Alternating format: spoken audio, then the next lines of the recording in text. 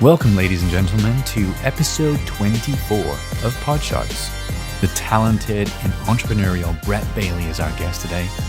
Brett is the Southeast Asian Regional Brand Ambassador for William Grant & Sons, the parent company of the world-renowned Glenfiddich whiskey, and based in Singapore.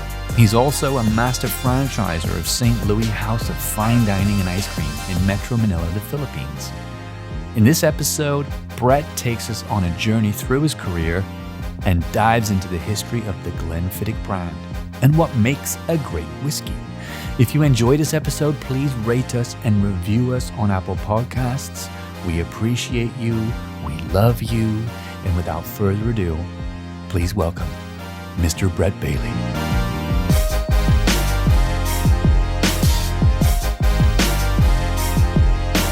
Yeah. No, it was really funny. When I was on the plane coming back from Medellin to the US, I had a couple different plane rides on American Airlines. And I have a N99 medical grade mask. And the standard that you have to wear on American Airlines is N95. So mine's higher technically. And when I would go to get on the plane, they always told me to take mine off because they would say that mine is not an N95. And I'd argue back with them. And I'm like, mine's a higher medical grade. Why do I have to take mine off? They're like, well, that's just our policy. So that because it's our policy, you have to wear our mask or you can't fly with us. So I'd put on their mask and then my mask over their mask. So I was wearing two at the same time, just because I just thought it was absolute bullshit and mine protected me far more. I didn't want to wear the minimum. Like if I'm going to wear a mask, I'm going to get the best protection I can. It's so stupid. So much political policy making. It's just, it feels so stupid. That is impressive, man. So you must have had an N294 by the end of that. You add that 95 plus 99. Protected. We've had the running theory of if you drink enough, you'll get rid of it, and also just don't expose yourself to any option for that to actually come through. So, the house has been well sanitized the whole way through, and thankfully in here we don't actually have to worry about it too much. Speaking about that, like you are an ambassador for Glenfiddich, and we were discussing earlier as we were preparing to talk to you. We were discussing about, well, how the hell does one become an ambassador for anything, really? So how did that all happen for you? It's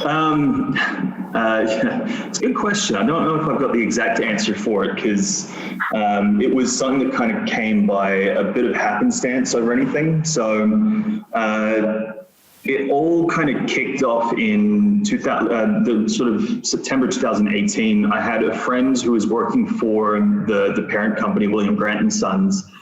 He called me up, I think it was like 10 o'clock on a Friday night. And I was at my cafe at St. Louis in Manila. And he said that we need someone that can make ice cream to jump into this Glenfiddich competition because it was a competition that Glenfiddich was running, which was a bartender, and they chose a collaborator and would create a signature serve of some description. And so this bartender, Jay, had decided he wanted to do an ice cream serve. The guy that he was working with had pulled out last minute. And so I got the call saying, look, would you mind jumping in? Here's me going like, yeah, okay, cool. So, I guess there's a competition happening in October, like we're gonna be fine. I said, when is it? And he goes, it's Monday. And so basically, and I mean, you've seen St. Louis on a weekend, like Sundays especially, is chaos. It's a sizable store, but it's just absolutely rammed from usually about 7 or 8 in the morning up until probably about 10 o'clock at night. And that's just for anyone who's listening. St. Louis is your ice cream cafe in Manila, which is actually another story entirely. I can come back full circle to that, but that's basically what you were doing at the time is you were helping grow that cafe. Yeah, exactly. Basically my mate Ken called up, asked the question. I was like, yeah, for sure, no worries. And he says, cool, you got 2 days to do R&D, perfect the serve, blah, blah, blah. Good luck. And so they sent a case of whiskey down to the store. Jay, the bartender, came down the next day, and basically we spent, I think it was it only took us maybe 6 hours on the Saturday of just playing around in the batch freezer. And the first one blew everyone's heads off because I just basically took a bottle of whiskey, pretty much upturned it into a batch freezer with no idea what I was doing. And it came out and it was just super, super boozy. But that was when I found out that if you actually do drop the temperature down to minus, alcohol will actually not burn your tongue, but it feels like it is. So it was quite uncomfortable. So we played around, stabilized that, and then I very quickly realized that, we needed to do something that was a step above that. And so Jay had the idea of putting olive oil and sea salt on this syrup. So I said to him, why don't we extend that and we'll do a flavor and texture sort of play. So we did things like I dehydrated and burnt espresso down, chipped that off into powder, rehydrated with sugar syrup, cooked that again, turned it into like smashed glass candy. So it was this like crunchy texture with really bitter but sweet kind of notes. So basically we built, for the judging crowd on the first run, we built sort of like a adult sundae bar of sorts. There was 4 little accompaniments and they could sort of experiment with that as they want. And we did really well and got through to the finals. So that was a few weeks later, did the same thing again, but it was on stage. And the judges were my current boss here, who's the regional managing director for Southeast Asia for the whole company. It's our global brand manager and our global brand ambassador, Struan, came over. So I'd had a chat with Ken and got word of the role being available and just made 1 or 2 comments, and he just started swinging for the fences for me. And it was just a good fit. I come from a bartending background, bar management background. I had brand experience from building St. Louis up, as well as all the pop-ups that I used to do in Australia. And when I was in Australia, I was also a part-time spirit trainer for another company that we did things like Patron Tequila, Buffalo Trace, and all of the bourbon portfolio that goes under that. So yeah, it was a lot of happenstance, a lot of luck, in that I wasn't actively searching for a role, but it just kind of became a little fortuitous when it sort of jumped into my vision. That is a cool story. I'm thinking, have you ever met someone who you ask them like what they do and they're like, oh, I do this. This is what I've done my whole life. I studied for it. I grew up thinking about it and then I ended up doing it. And you're thinking to yourself, how the fuck did you do that? Because life is so organic and you kind of find yourself in situations where, and I never thought I would have been doing what I'm doing right now when I was younger. I'm pretty sure you would say the same thing. It's just like, did you ever, because you said you grew up kind of bartending and stuff. Did you ever think you wanted to get into that, or was that just something you were doing at the time? Back when I was bartending, so especially when I was first starting out, this is going back to 2006, 2007. That was the first time I ever met any of the brand ambassadors for any spirit company. And I actually started working with them as kind of like their lackey, where if they were doing a session, I'd come in and just cut limes and lemons and sort of run around and, things like that. So I was just a bit of a helper to make a bit of extra cash on the side. But my uncle, one of my uncles is a ambassador himself in the spirits game. So Phil is a certified tequila ambassador. So he doesn't work for a brand. He's actually certified by the Mexican government and the governing bodies of tequila production.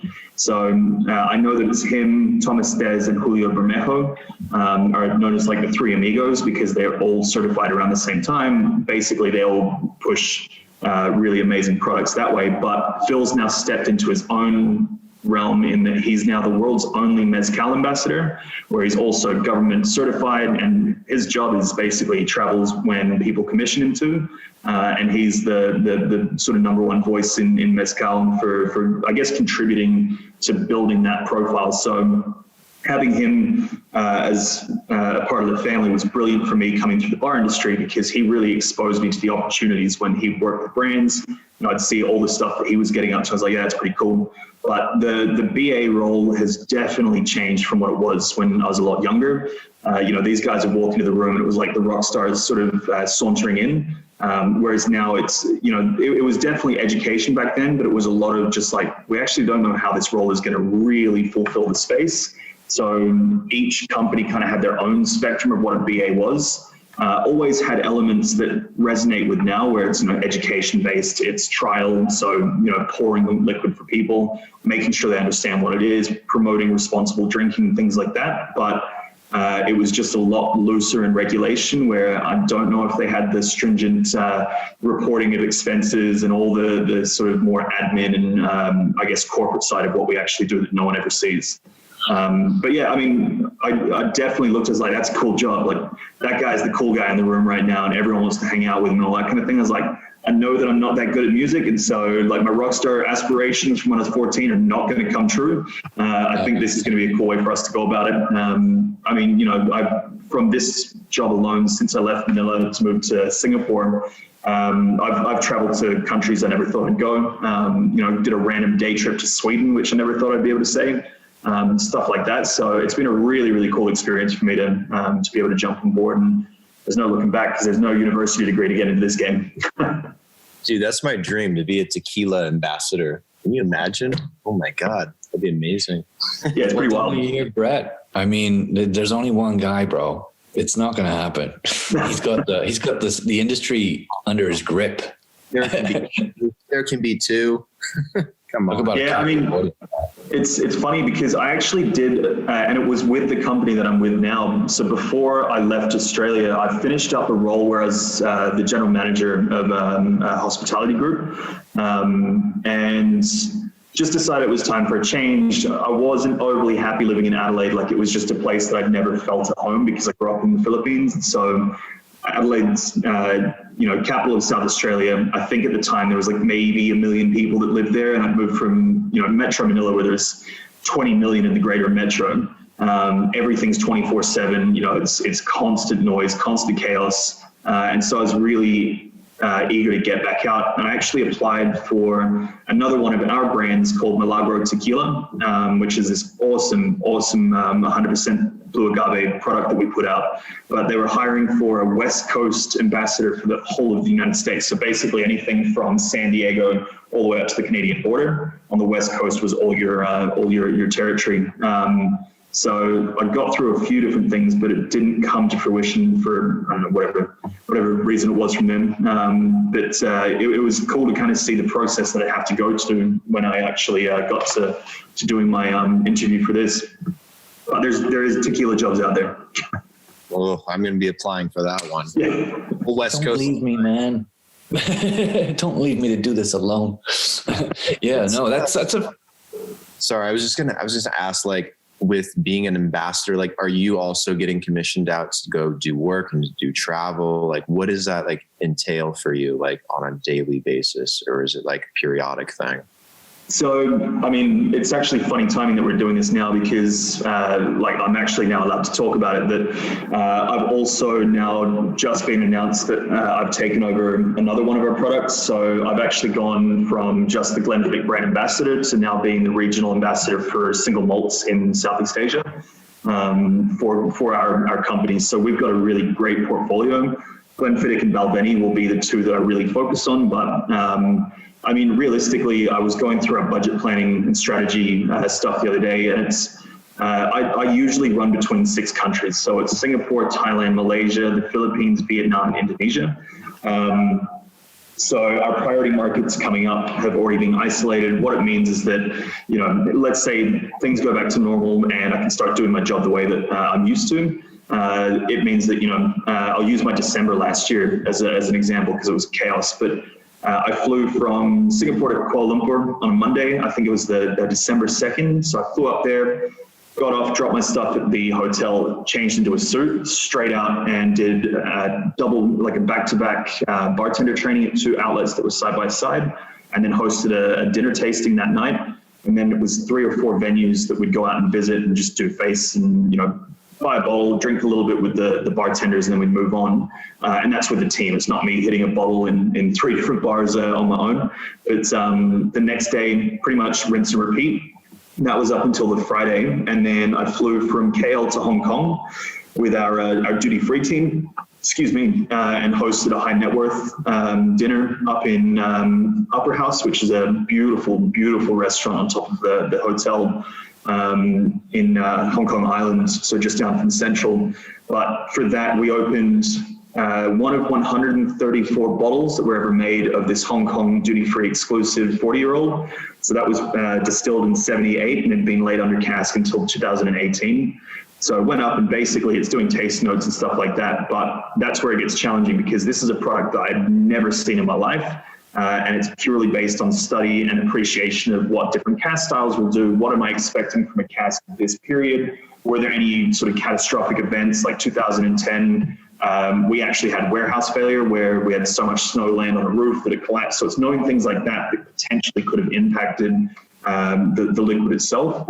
And then also, as I'm talking, I'll be nosing and doing live sort of feedback for that. Plus it was a dinner pairing. So that was the Saturday. That was the Friday night. I then took Saturday in Hong Kong and hung out with my mate that lives there, because I hadn't caught up with him for a while. Sunday was on a flight straight to Jakarta, 8 days in Jakarta, back-to-back events the whole time. Flew back to Singapore, did 1 day in Singapore where we had a monkey shoulder event with our friends at Tippling Club.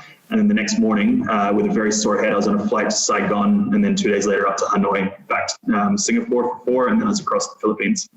So it was, I think I worked out, it was 6 cities and 5 countries in 3 weeks. Dude, that's so much travel. That's crazy.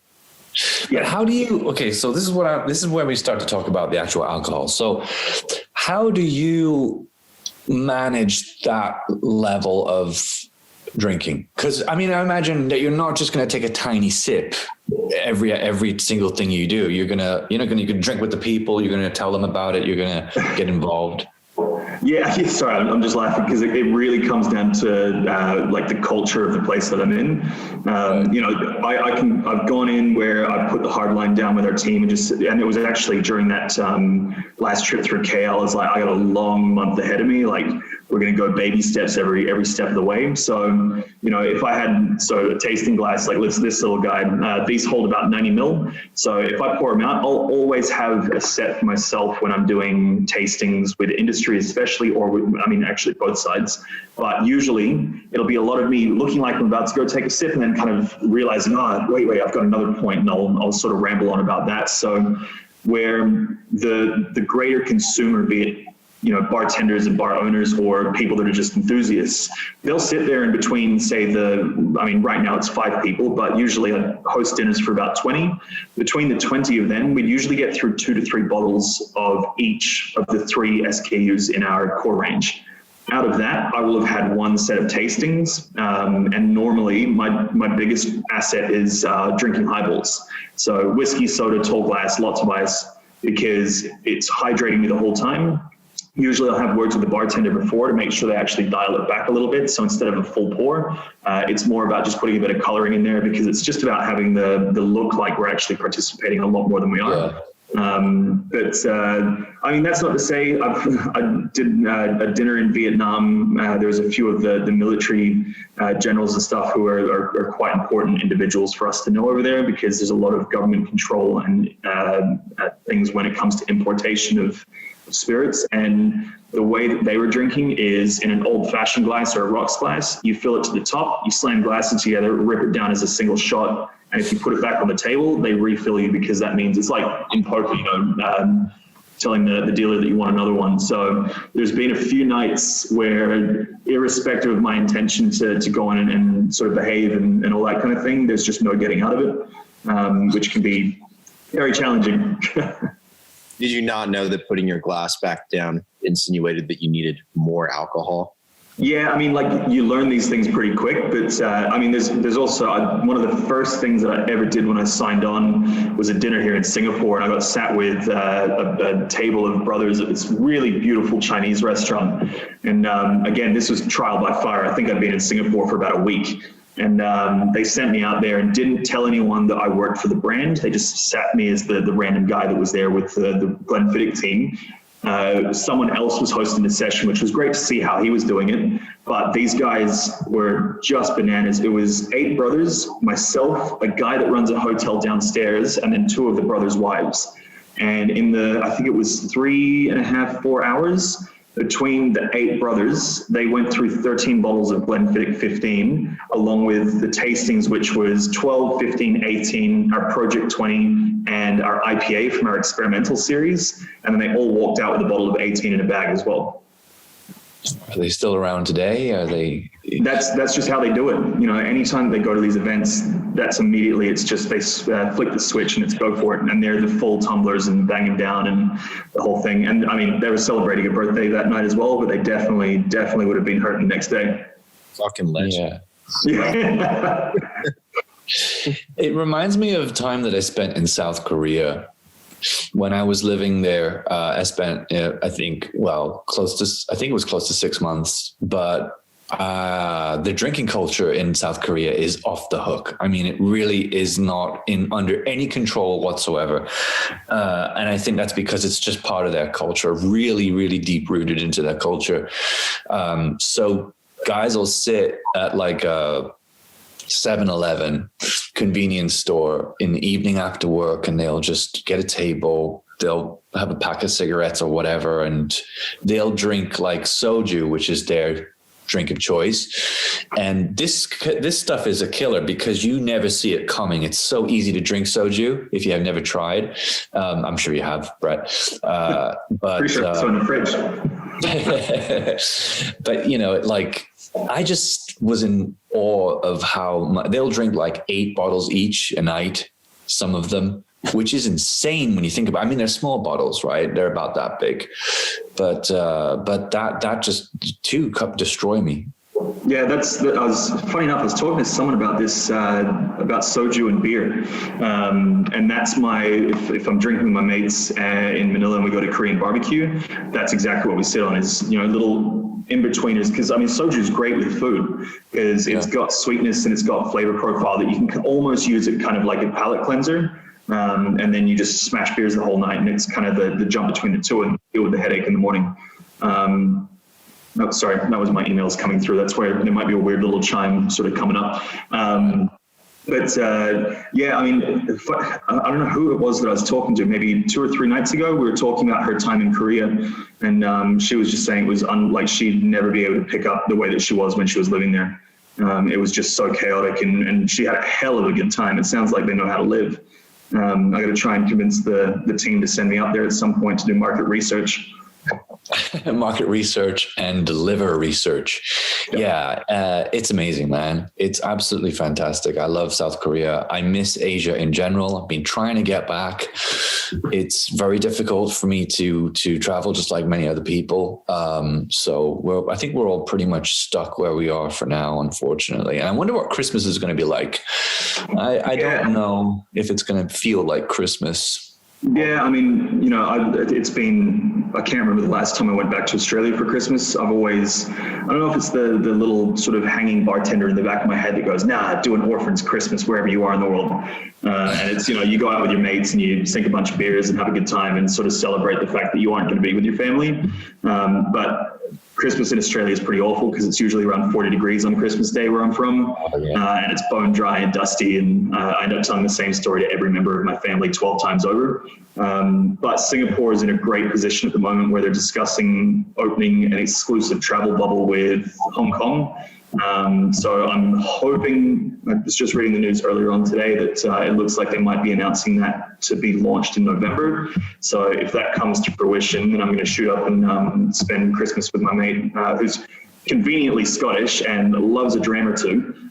So we're looking at potentially booking a junk and doing the Hong Kong Harbour booze cruise for Christmas, which will be definitely not sponsored by Glenfiddich, but there'll be a little bit of that floating around for sure. Speaking of which, we've got a bottle of 12 years, which you said would be the best to try. And we've drank, we're no strangers to alcohol. Obviously this whole show kind of is focused around alcohol. And so we've had quite a few. We've had Jameson, we've done, Johnny Walker, we've done, a bunch of other ones too, but a bunch of other whiskeys. And, I'd like to know what your thoughts are, because obviously you're the expert. So what is it about this bottle that you was your reason for recommending it? And can you run us through a little bit of what you do with whiskey when you talk about it? Because I'm super interested.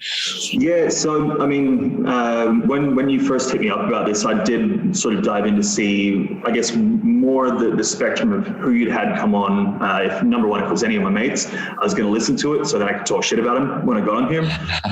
But more importantly, it was actually about what kind of spirits you'd actually had come through. So I saw that you had Jameson and a few others. So I figured this is a good one just for people that may not have, I guess, gone headfirst into the whiskey industry coming out of Scotland. So this is currently the world's highest selling single malt whiskey. So we actually get to hold the crown on a few things. So we're the largest distillery in Scotland, up at Glenfiddich, and people go, well, hang on a second, Johnny Walker's from Scotland as well, which is correct, but they're not a distiller. We have the largest plot for a distillery coming out of Scotland itself, producing Scotch whiskey. And we've got other sites all around as well, but this is a really cool one because out of our entire portfolio, this sells more than anything else because number one, price point's amazing, but it's also we're based up in Speyside. So Scotland has, I think it's technically 5 regions and 1 territory. Someone's probably going to have a problem with me saying it like that, but it's just making sure that we acknowledge that there is actually 6 areas that they produce whiskey in. So if you kind of do like a counterclockwise movement around, we've got the lowlands, which is a big sort of plot down below.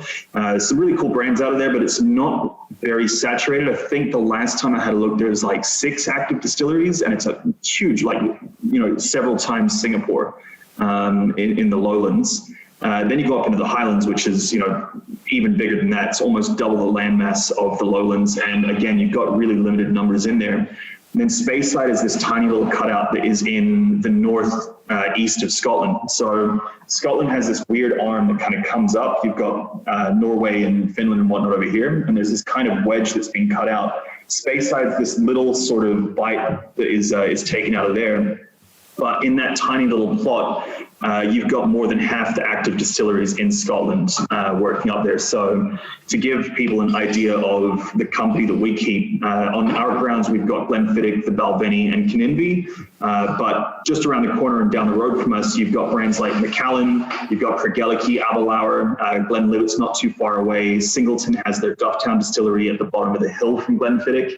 Mortluck's down the road. That's where our founder, William Grant, actually first cut his teeth in the industry. Like, everyone's on everyone's doorstep. So it's a really important region when it comes to looking at single malt whiskey, not just because of Scotch, but you then look at the Japanese industry took cues from the production of single malt Scotch whiskey and blending as well. It's that's why this particular bottle is like the essence of what Glenfiddich is. Why is it that they're all located more or less in that area? Is it the ground? It's a really, really good question because a few people have scratched their heads. There's quite a few things that have come in. So depending on how nerdy you really want to get into it, Scottish tax history is this massive thing.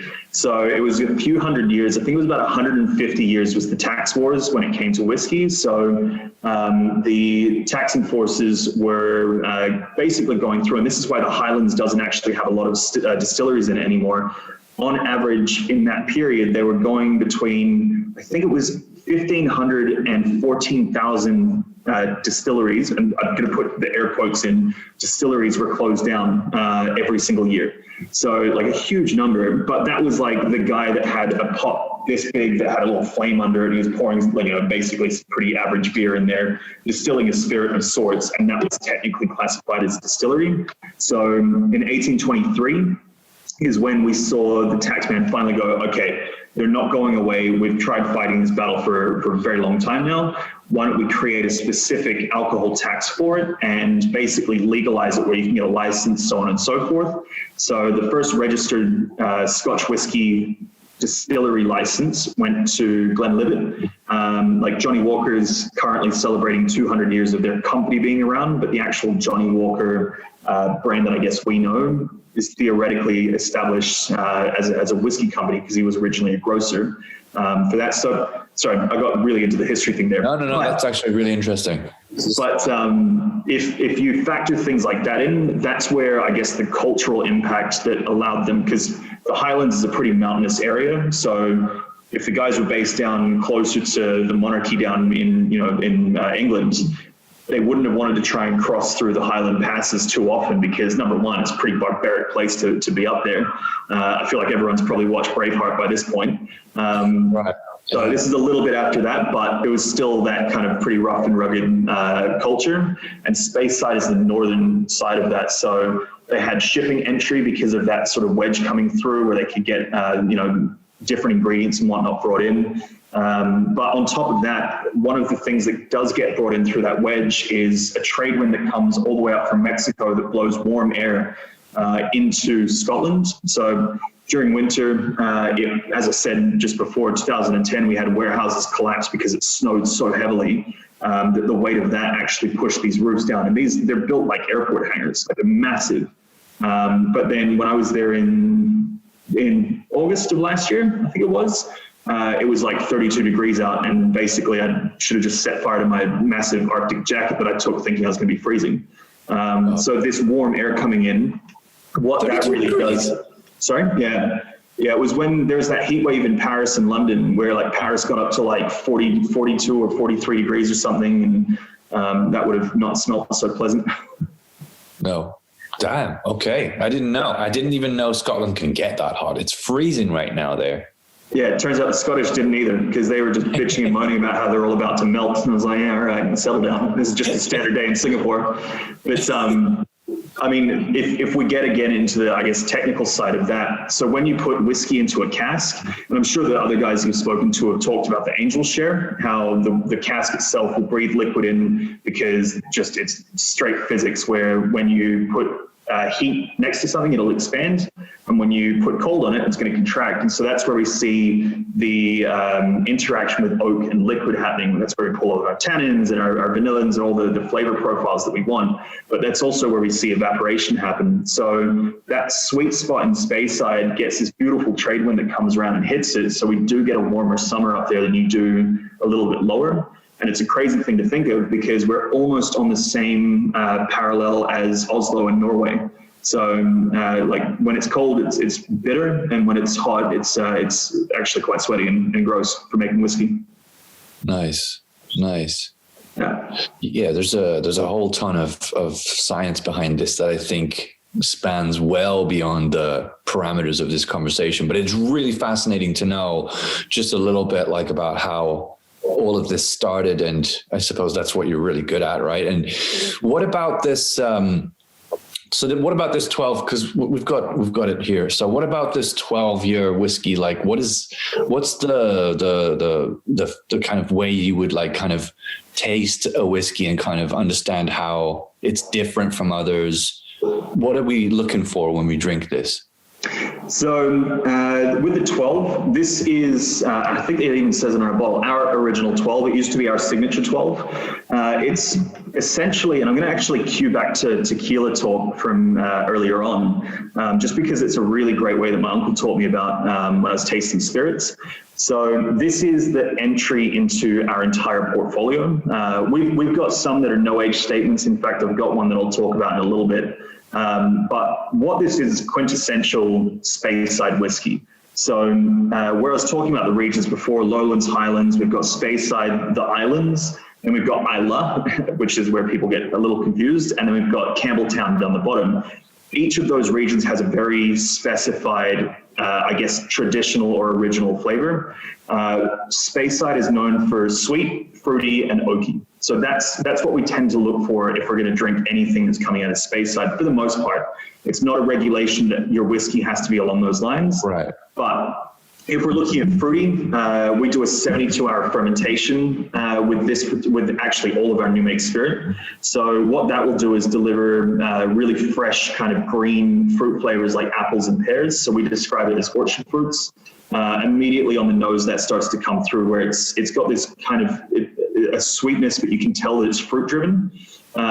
This also has predominantly ex-bourbon cask maturation, so about 85% of the bottle will spend the full 12 years or more sitting in a cask that used to be in the US, making, it's American whiskey of any caliber. It could be rye, corn, predominantly it's going to be bourbon because there's a lot more of those available. But that's going to deliver really strong vanilla notes, but it's also a really delicate spirit. And then we'll do 15% roughly in Oloroso sherry cask. So the Spanish oak that we work with from the bodegas there will deliver big tannins and things like that. A lot of bitterness or spice, rich kind of honey notes, nutty flavors, things along those lines. So that's why we only put a very small amount in. Is it's kind of like the bourbon cask is your main, and then the sherry cask is the garnish to go on there and just add a little bit of complexity in. But this is awesome because if anyone's trying to get into whiskey from Scotland, this is a great place to start because we've really got a 4 flavor tasting profile. So apples and pears on the start, then we've got a sweet vanilla profile that will come in. It follows through from that with more on mouthfeel. It's like this nutty kind of creaminess to it. Still not an overly viscous whiskey. And then it finishes out with a really, really light flutter of oak. Like woodiness in spirits can kind of detract people from wanting to participate. But this is awesome because it's flexible as well. So if you're starting out new, you can do tastings with it. This is my go-to highball whiskey. I'll actually take this over literally anything else if I have the option to. And it's because it's got this beautiful sweet fruit profile up front that when you stretch it with soda, it's only going to elevate that, and it actually dilutes down the woody notes that you get from oak and things along those lines. So It's just, again, I'm Australian, so price points are always going to be important to me. But it's accessibility as well. You can find this pretty much anywhere on the planet, which is always going to be really helpful. So how are you supposed to enjoy it versus how do you like to enjoy it? Or is it the same? Oh, that's a fun one. I'm actually going to jump ahead a little bit because this is a bottle I've been eyeing off the whole day. Yeah, just with a straw. No, I mean, it really comes down to the individual. We always talk to people, and this is a question that comes up is, can you mix it with Coke? I mean, sure, you can. If that's what you're into, there's absolutely no issue. If you paid for it and it's yours, do what you want to rub it on the bottom of your shoes. I mean, I wouldn't recommend it, but if that's how you enjoy it, go for gold. I've got a pita, which is just basically a little tasting glass. This is more often than not what I'll be using if I'm doing trade or consumer tasting dinners. With that said, a couple of weeks ago, I was banging out cocktails in a bar down here in Singapore using Glenfiddich. There's absolutely nothing wrong with that. I mean, if I was in the UK right now, there's not a good chance I'd be putting ice in there. But being that we're in Singapore, I'll happily put cubes of ice in. But, excuse me, that's more because of the fact that I understand what happens when you do this. So the ice conversation is a big one for us here in Asia because people either get really offended by it or they tell everyone else to shut up and let them do what they want. But it comes down to a few things. So again, if you consider what I was saying with temperature impacting the liquid in the barrel, how when it's hot, it expands, and when it's cold, it shrinks down. The same thing realistically happens in your glass with ice going in. Because what it'll do is as you put that in, it'll rapidly chill and actually pulls the particles in the liquid together where it just condenses down. So you'll actually be able to feel that. And if you ever get curious, a super fun experiment that I did, I think it was last year when I was here. I had 2 bottles of monkey shoulder sitting at home. And so I put one of them in my freezer. I kept one of them out. And so we then did a pour test, and pouring them side by side, the actual fluidity of the one that was in the freezer changed. And so it looked like you were pouring syrup versus pouring just straight whiskey. Like everything stuck together. There was no dripping. Like it was a really wild thing to see. So that was a really cool way to kind of test that. And I mean, if anyone doesn't want to wait for their bottle to freeze, you can also put it in your hands and rub it together and smell that. And that's going to give you a more aerated, kind of stretched out version versus putting your nose just straight in the glass. So there's a whole bunch of things. I have mates that when they drink, they hold their glass in 2 hands because their body temperature is going to heat it beyond the ambient temperature. if it's me drinking just for leisure, not for work, more often than not, I'll be sitting on a highball. I can punish them if I want to. It's also, I actually genuinely enjoy the taste. I'm very specific about which whiskeys I'll have a highball with. As much as I really, really like peated whiskeys. So there's companies down in Islay predominantly that produce those. Lefroy, Lagavulin, Bruichladdich makes some of my favorite whiskey on the planet when it comes to that big kind of peat monster stuff. But if anyone tried to serve me a highball, stretch that out with soda, I'm probably going to politely decline and try and find a bar with, something from Speyside floating around. Interesting. Well, man, I would say a cheers to that. Indeed. Thank you very much for explaining that. It's very, very, very helpful to understand. And yeah, man, what's next for you? Like, you're very entrepreneurial. You did the cafe. You went into the brand ambassador gig. You've been a DJ, right? Is it a DJ? Or I've been learning recently how to DJ. Yeah, one of my housemates has got a fun little setup that we gave a good knock to on. I think it was Saturday last week. So I'm getting there. So maybe that's your next move. Maybe someone's going to spot you and they'll be like, we need some whiskey at our event. And then you go there and then you're like, hold on, you're pretty good with the decks. We actually, it's funny you brought that up because Glenfiddich actually runs a music festival up at the distillery, which happens, unfortunately, it was meant to be last month. And I still haven't actually been, which I was gutted when they sort of said they're cancelling all travel plans and everything, because I knew that was going to go. But we've been running a festival. This would have marked the 4th year of it. So they do a pretty intense job of it. It's exclusively for people that work in the F&B industry. So predominantly it's going to be bartenders, and it's invite only. So, brand ambassadors can reach out to anywhere. And if people want the invite from the bar industry, they can absolutely get up there, but they go pretty hard with it. So last year, the headline was Franz Ferdinand. And this was, when they first said it, I was like, oh, cool, it's going to be like the school battle of the bands kind of thing going on. But they really, really dug deep for this. And it's all about sort of, I guess, just rewarding and engaging, our comrades in the bar industry with just a bunch of fun. It's like 2 or 3 days of DJs and bands and all sorts of stuff. And it's educational seminars, and there's just a lot of whiskey flowing around, a lot of really good food. But funny enough, there's quite a few of especially the Glenfiddich brand team is quite large. I think currently there's 22 of us around the world in the brand ambassador roles, including Struan, our global guy. But I think every year, maybe 4 or 5 of them will actually get up and throw sets at the festival. And it's like a highlight of the year because they actually have, a crowd of a couple thousand will be up there, and it's full production, the whole bit. So that's why I said to my housemate that I've got to get a lot better on the 1s and 2s so I can get in there and try and, see if I can stick it with the big boys. Bro, I've never tried. I have no idea. What about you, Brendan? Have you ever tried DJing? No, I don't know where I'd fucking start. Yeah, we had a guy on, your friend Tiger, right? And Tiger, I've had a lot of friends that know how to DJ. He's showed me a few things, but I just don't know shit. Yeah, well, I don't know. I mean, we kind of stick to what we're good at, I suppose. But, bro, it's been a real pleasure talking to you. Thank you so much for coming on and giving your time to this. I know you're a busy guy, so. No, it's good. Any chance I have to open a whiskey before 4 o'clock is a good one for me. Yeah, exactly.